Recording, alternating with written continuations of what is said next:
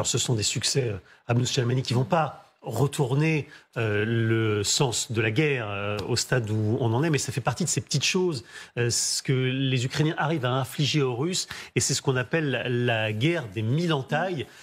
On est dans un rapport de David contre Goliath, quoi, du petit face au gros. Hein. Mais non, c'est indispensable pour l'Ukraine, ces petites victoires, qui ne sont pas tant que ça des petites victoires, parce que regardez la question qu'on se pose tous, et nous ne sommes pas les seuls, c'est comment c'est possible que la Russie, qui est la plus grande marine de la région, ne capte pas, n'arrive pas à augmenter sa défense et se fait avoir à chaque fois.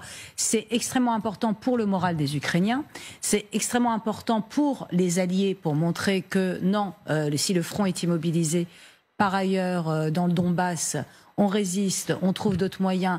Ça dit aussi la mobilité ukrainienne qui ne lâche rien et qui n'a pas le choix. David contre Goliath, il y a un côté immobile dans la Russie.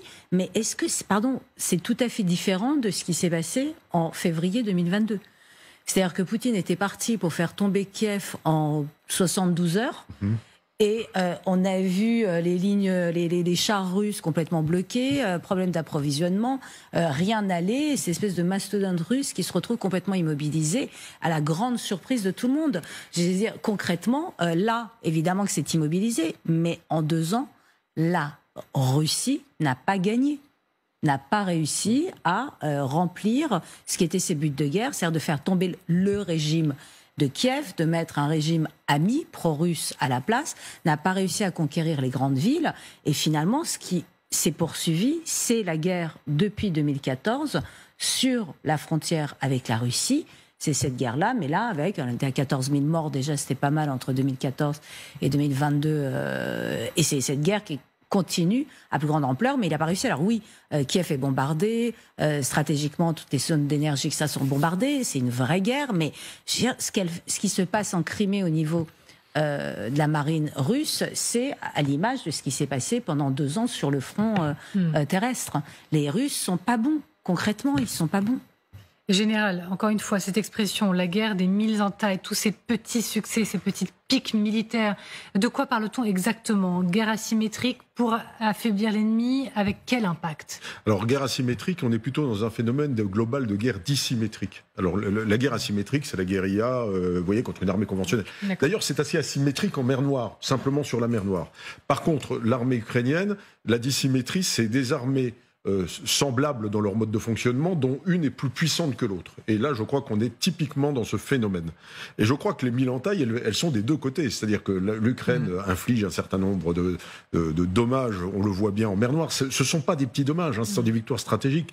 Parce que pendant ce temps-là, les Ukrainiens peuvent continuer à exporter leurs grains, etc. Donc, ils n'ont plus la maîtrise de la mer Noire. C'est très important.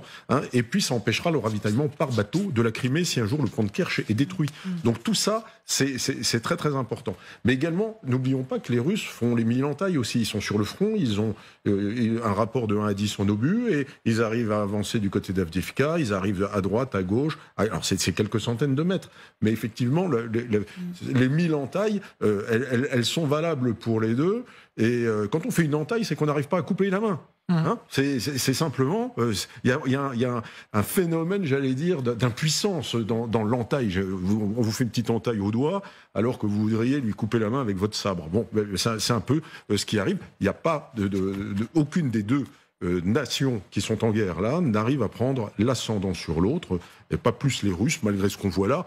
Ils sont pas en train de percer, ni les Ukrainiens de perdre la guerre demain matin, et les Ukrainiens, de la même manière, auront beaucoup de difficultés à raccompagner les Russes dans une guerre qui risque d'être encore très longue. Les mille entailles, Gallagher, c'est aussi pour communiquer sur des succès, pour maintenir une pression psychologique à la fois sur l'adversaire, mais aussi sur sa propre population, pour dire on est là, on continue. Et pour les alliés, parce que ça a une très forte valeur symbolique. Et regardez comme on couvre à chaque fois ces frappes réussies sur des bâtiments de la marine russe en Crimée. Rappelez-vous le QG de la flotte de la mer Noire à Sébastopol, avec l'élimination de l'amiral et tout un tas d'officiers qui étaient dans le bâtiment alors qu'il avait été tapé à nouveau, je crois, par des missiles type Scalp / Storm Shadow. Donc c'est cela, c'est cette idée, si vous voulez, de ne pas avoir les moyens pour pratiquer la concentration des efforts sur un point du front, mais d'aller à la périphérie finalement du front, taper ces points, à la fois parce que ça a une valeur symbolique, mais parce qu'aussi sur le long terme, ça épuise, ça harcèle l'ennemi, et ça montre aux nations alliées que l'aide qu'elles apportent n'est pas du tout vaine, qu'elle est utilisée, elle est utilisée à bon escient. Et puis ces petites entailles aussi, c'est ce qui fait réfléchir à 2 voire 3 fois l'adversaire. C'est comme les insectes, si vous voulez, qui peuvent vous piquer, une piqûre, bon. Mais quand vous savez que vous avez affaire à un ensemble, une ruche, et qu'à l'intérieur, il y a potentiellement 100, voire 1000 piqûres, vous réfléchissez à 2 ou 3 fois avant de mettre la main à l'intérieur. Donc, ce qu'il faut souhaiter, si vous voulez, pour les Ukrainiens, c'est que la 1001e entaille fasse s'effondrer l'édifice, parce que ça reste quand même ça. L'objectif, c'est pas que d'être dans le symbole et dans les entailles, mais comme l'a rappelé le général, être dans la coupure, enfin la fracture. Oui.